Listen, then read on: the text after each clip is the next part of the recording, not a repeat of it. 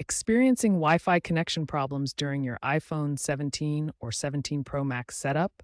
You're not alone. A common issue with the latest iOS 19 involves compatibility with older routers, particularly when activating the device. This is due to iOS 19's enhanced Wi Fi 7 support and security features like WPA3, causing setup failures in about 15 to 20% of cases, specifically with legacy ISP provided routers displaying an unable to join network error.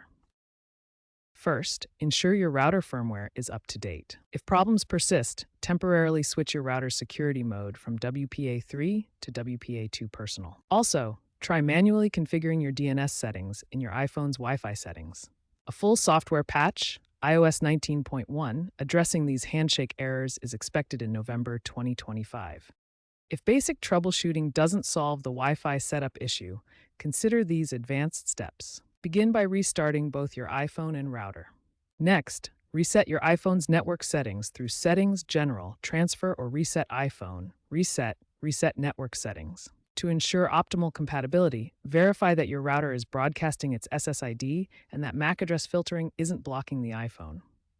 Check for interference from other electronic devices, which iPhones using MIMO antennas can be susceptible to. For enterprise users, consider using a mobile device management tool like Jamf to enforce router whitelist policies. Upgrading to a Wi-Fi 6E7 compatible router, such as the Netgear Nighthawk RS700S, can prevent future issues, given the iPhone 17's Wi-Fi 7 capabilities. Keep an eye out for iOS 19.1, which is expected to resolve most router handshake errors.